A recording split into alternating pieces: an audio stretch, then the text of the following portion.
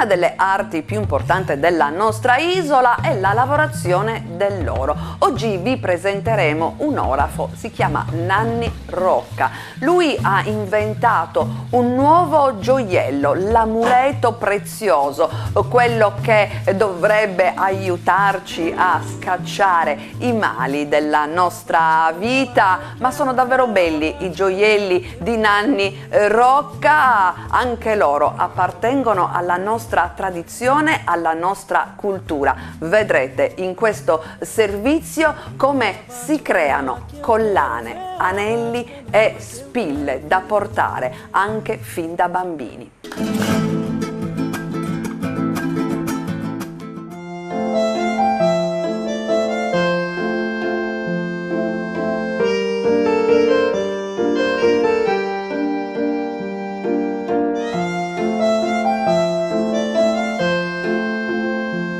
Benvenuti nel laboratorio di Nanni Rocca ad Oristano.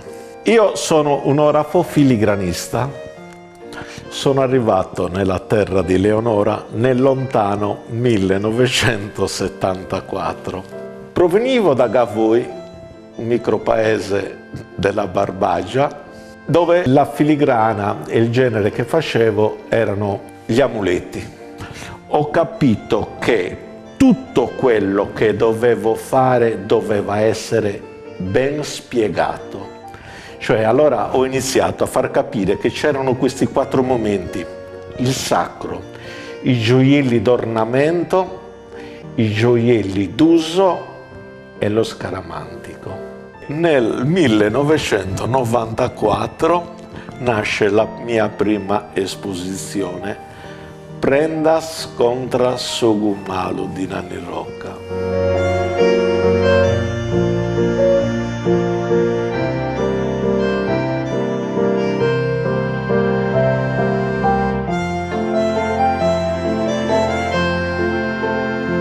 Io sono Pierluigi Rocca, sono un maestro orafo filigranista. Sono la 6ª generazione di una famiglia di orafi di argentieri di Barbagia. E in questo momento sto ultimando un gioiello ispirato agli ori di Tarros. Ci occupiamo di archeologia sperimentale e preserviamo il sapere del nostro territorio. Questi gioielli erano stati realizzati nel VII secolo a.C. e noi cerchiamo oggi di fare queste rivisitazioni per far appassionare di nuovo la gente a quello che è l'origine della filigrana sarda. Qui abbiamo proprio sia la bellezza e sia l'iconografia e il significato di un lavoro fatto più con delle simbologie che prettamente come accessorio. La nostra missione è questa: preservare il patrimonio che abbiamo della gioielleria sarda e tenerlo vivo il più possibile, e cercando di selezionare e di tenere alta la qualità del prodotto, che non deve essere svilita per esigenze di mercato, perché alla fine se no ci troveremo tra i nostri nipoti e pronipoti ad indossare delle cose che non rispecchiano quello che è la nostra cultura, ma rispecchiano soltanto un prodotto commerciale magari fatto più per turisti che per sardi.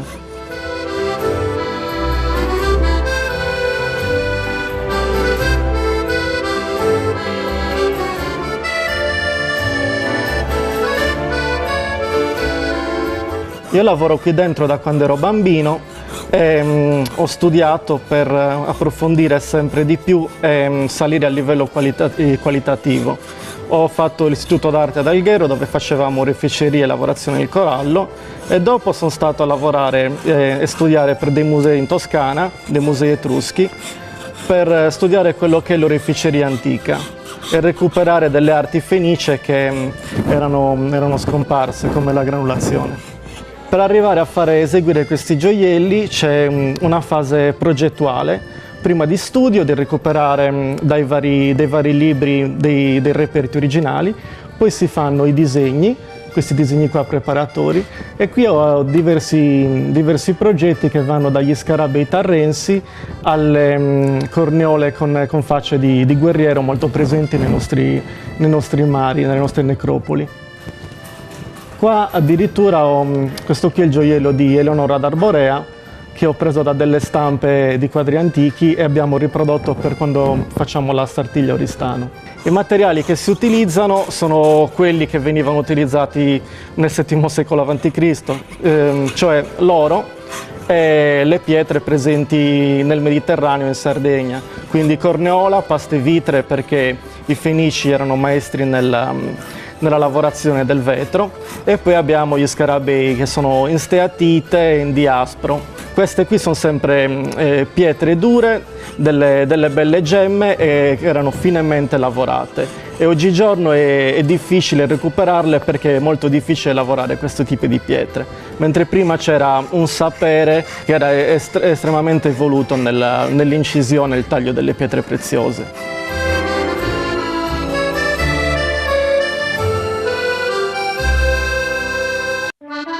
Adesso abbiamo finito di traforare la sagoma del gioiello, e deve essere ultimata con i micropallini che verranno saldati sopra.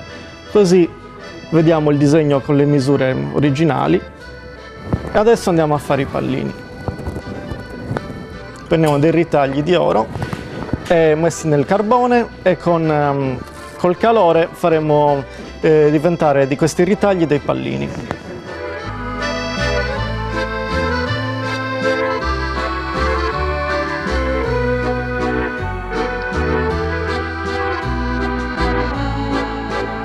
Ora che abbiamo i pallini, andremo a posizionarli nei vari punti e saldati. Sono dei lavori molto lenti, però sono tutti dei pezzi unici.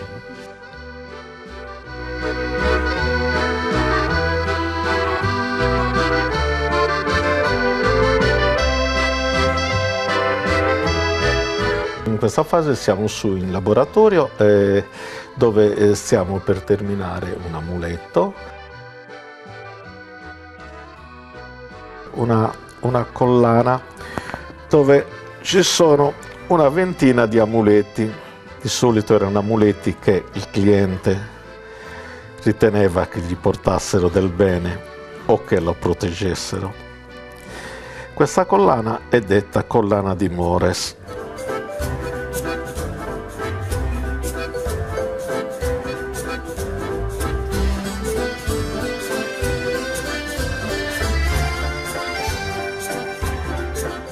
È detta collana di Mores, però mi è capitato di interloquire con dei abitanti del paese di Mores che mi hanno detto che non la conoscono, non la riconoscono, però io sia dai libri ne parlano tanto, e dal Museo Etnografico di Nuoro, dove questa collana c'è qualcosa, ripeto, queste veniva fatte in base alle esigenze personali della persona, non ci sono riferimenti, si vedono queste collane con una serie di amuleti appesi.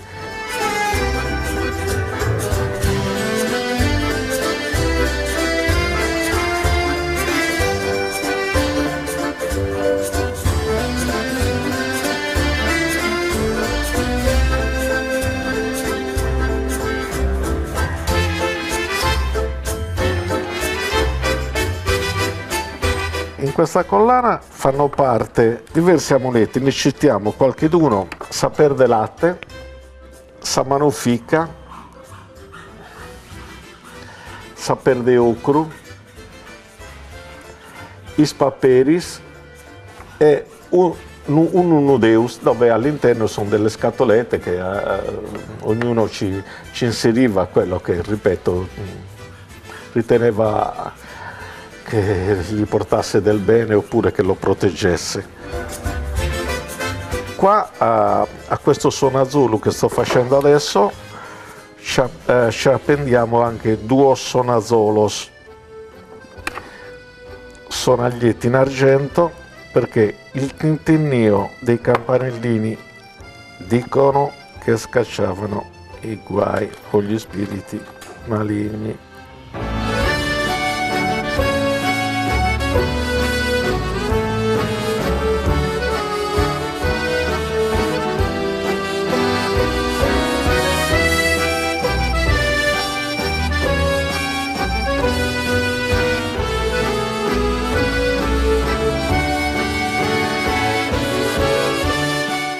Una collana che è molto richiesta, specialmente da dei turisti.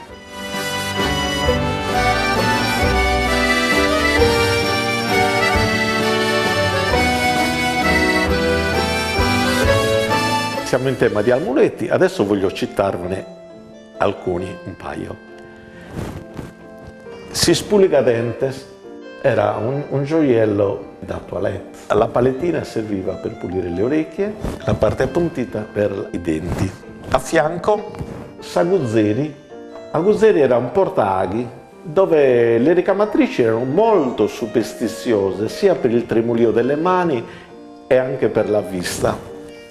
E poi a fianco a me, qua, troviamo supuleu. Supuleu, la parola puleo, da noi puleo è un grappolo, un insieme di amuletti che di solito questo veniva regalato alla propria donna come anche un atto di valentia, ecco, più grande era il dente e più bello era il gioiello, nel senso perché era una preda, c'era la valentia di aver catturato questa preda grossa che era un cinghiale.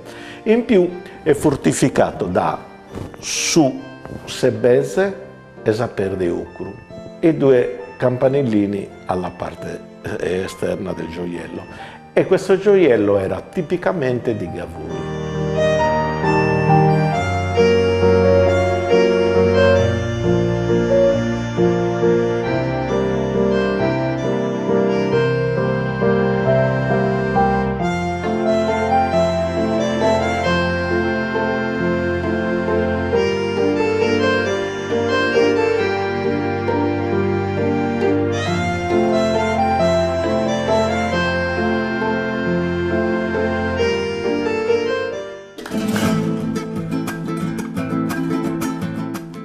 Artigianarte si chiude qua anche oggi, io spero vi siano piaciute le interviste che abbiamo realizzato, ma la prossima settimana ve ne presenteremo altre nuove storie di artigiani di Sardegna.